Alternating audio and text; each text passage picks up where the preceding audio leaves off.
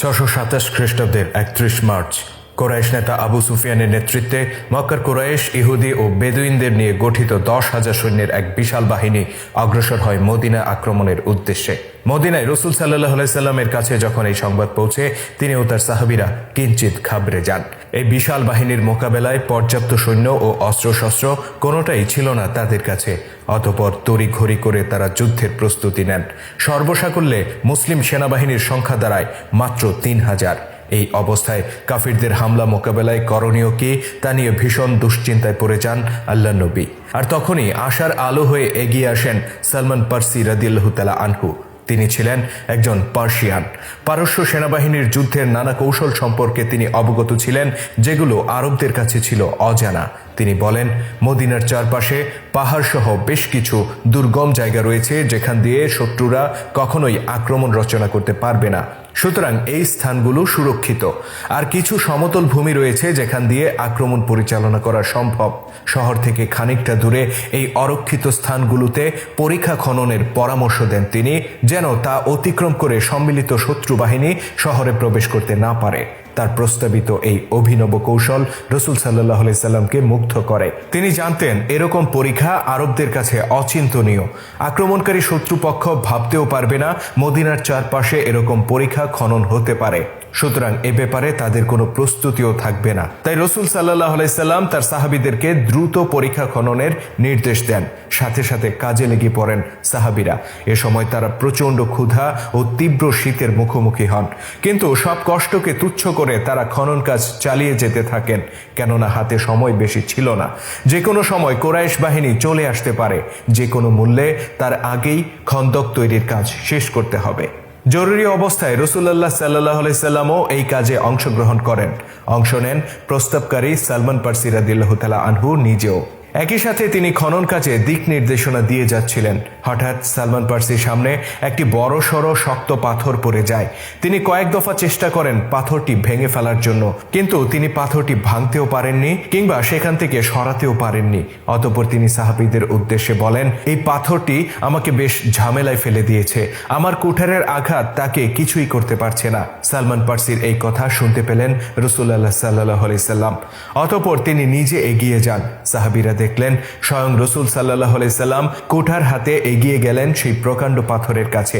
অতঃপর তিনি কুঠারটি তুলে ধরেন এবং বিসমিল্লাহ বলে পাথরের উপর সজোরে আঘাত করেন। আঘাতের সাথে সাথে পাথর ও লোহার সংঘর্ষে বের হয়ে আসে আলোর ঝলকানি, আর ভেঙে পড়ে পাথরের 1/3। রাসূল সাল্লাল্লাহু আলাইহি সাল্লাম এর মুখে দেখা দেয় মৃদু হাসির ঝিলিক। সাহাবীরা রাসূল সাল্লাল্লাহু আলাইহি সাল্লাম এর এই হাসির কারণ জানতে চাইলে তিনি বলেন, এই অগ্নিস্ফুলিঙ্গে আমি শাম দেশের লোহিত প্রাসাদগুলো দেখতে পেয়েছি। আল্লাহ তাআলা শামের প্রাসাদগুলোর চাবি আমার হাতে তুলে দিয়েছেন। এরপর তিনি বিসমিল্লাহ বলে দ্বিতীয় আঘাত করেন। পুনরায় দেখা দিল অগ্নিস্ফুলিঙ্গ, আর ভেঙে পড়ল পাথরের আরো 1/3। আল্লাহ নবী বললেন, আল্লাহু আকবার, আমার হাতে পারস্যের চাবিগুলো তুলে দেয়া হয়েছে। আল্লাহর শপথ, নিশ্চয়ই আমি মাদায়েন শহর দেখেছি এবং এখান থেকে তার শ্বেত প্রাসাদ প্রত্যক্ষ করেছি। অতঃপর আল্লাহ নবী বিসমিল্লাহ বলে তৃতীয় আঘাতটি করেন। এবারও দেখা দিল অগ্নিস্ফুলিঙ্গ, আর ভেঙে পড়ল পাথরের অবশিষ্ট অংশ। তিনি বললেন, আল্লাহ সবচেয়ে বড়, আমার হাতে ইয়েমেনের চাবিগুলো তুলে দেওয়া হয়েছে। আল্লাহর শপথ, নিশ্চয়ই আমি এখান থেকে সানা শহরের প্রবেশ পথগুলো দেখেছি। খন্দকের সবচেয়ে বড় পাথরটি যখন সম্পূর্ণ ঘুরিয়ে গেল এবং রাসূলুল্লাহর পবিত্র মুখে তৎকালীন বিশ্বের সবচেয়ে সমৃদ্ধ নগরীগুলো বিজয়ের ভবিষ্যৎবাণী শোনা গেল, তখন সাহাবীরা খুশিতে আত্মহারা হয়ে উঠলেন। তারা এতক্ষণ ছিলেন ক্ষুধার যন্ত্রণায় কাতর। লাগাতার পরিশ্রমে তাদের হাত পা অবশ হয়ে এসেছিল, কিন্তু মুহূর্তের মধ্যে তাদের সমস্ত ক্ষুধা, তৃষ্ণা, ক্লান্তি দূর হয়ে গেল। তারা পুরো উদ্যমে পুনরায় খনন কাজ চালিয়ে যেতে শুরু করলেন। এদিকে ওমর রাদিয়াল্লাহু তাআলা আনহু খুশিতে দৌড়ে গিয়ে অন্যান্য সাহাবীদেরকে বললেন, সুসংবাদ গ্রহণ করো এবং ধৈর্য ধারণ করো। আল্লাহর কসম, কুরাইশরা আমাদের কিছুই করতে পারবে না। এরপর তিনি এইমাত্র ঘটে যাওয়া অলৌকিক ঘটনা এবং রাসূল সাল্লাল্লাহু আলাইহি সাল্লাম এর ভবিষ্যৎবাণী সবাইকে জানিয়ে দিলেন, আর বললেন, আপনারা যদি সত্যিকার মোমেন হয়ে থাকেন তাহলে আল্লাহ রসুলকে আন্তরিকভাবে মেনে চলুন। আপনারা কুরাইশদের সাথে যে যুদ্ধের মুখোমুখি হতে যাচ্ছেন, নিশ্চিত থাকেন সেটা আপনাদেরকে ঝামেলায় ফেলতে পারবে না। আল্লাহ আপনাদেরকে ভবিষ্যতে যা প্রদান করবেন তা এই ঘটনার মাধ্যমে তিনি আমাদেরকে জানিয়ে দিয়েছেন। এ সময় সালমান পার্সিও সেখানে আসেন। তিনি ওমর রাদিয়াল্লাহু তাআলা আনহুর কথাকে সত্যায়িত করে বলেন, আল্লাহর কসম, ওমর যা বলেছে তা সত্য। সাহাবীরা একথা শুনে দ্বিগুণ উৎসাহে কাজ করতে থাকেন, কিন্তু সেখানে উপস্থিত ছিল মদিনার ইহুদি এবং কতিপয় মুনাফিক, যারা রাজনৈতিক কারণে রসুলের আনুগত্য স্বীকার করলেও তাদের অন্তরে ছিল অবিশ্বাস। তারা আড়ালে গিয়ে এ নিয়ে হাসি ঠাট্টা করতে থাকে।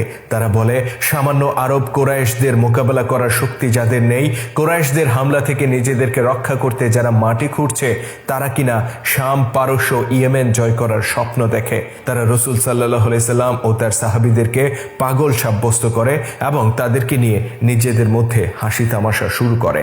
কিন্তু আল্লাহ রাব্বুল আলামিন নিন্দুকের মুখে ছাই ফেলেন। কোরাইশ বাহিনী যখন মদিনার সীমান্তে পৌঁছে, তারা এই পরীক্ষা দেখে হতবাক হয়ে পড়ে। আপ্রাণ চেষ্টা করেও তারা মদিনায় প্রবেশ করতে সমর্থ হয় না। 3 সপ্তাহেরও বেশি সময় ধরে মদিনা অবরোধ করে অবশেষে তারা রণে ভঙ্গ দিয়ে ফিরে যায় মক্কার পথে। ফলে এই যুদ্ধে মদিনার কোনো ক্ষয়ক্ষতি ছাড়াই মুসলিমরা বিজয়ী হয়। অতঃপর আল্লাহ রসুল তৎকালীন 2 পরাশক্তি পারস্য, রোম সহ অন্যান্য সাম্রাজ্যের অধিপতিদের কাছে ইসলাম গ্রহণ করার আহ্বান জানিয়ে দূত প্রেরণ করেন।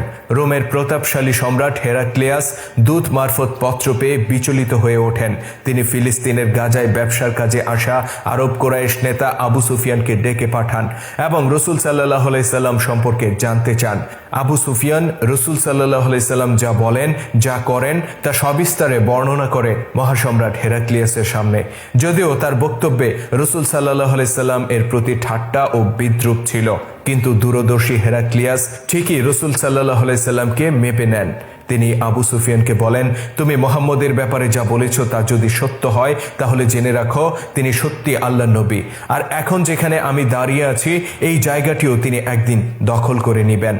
মক্কায় ফিরে এসে আবু সুফিয়ান কোরাইশদের এই কথা বললে তারা সবাই রসুল সাল্লাল্লাহু আলাইহি সাল্লামকে উন্মাদ আখ্যা দেয়। তারাও মদিনার মুনাফিকদের মতো বলে, আরব কোরাইশদের সাথে যারা পেরে উঠছে না, তারা কিনা সম্রাট হেরাক্লিয়াসকে ভয় দেখিয়ে চিঠি লেখে।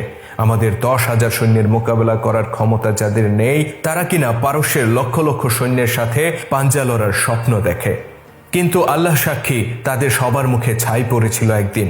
তাদের সবার হাসি মলিন হয়ে গিয়েছিল।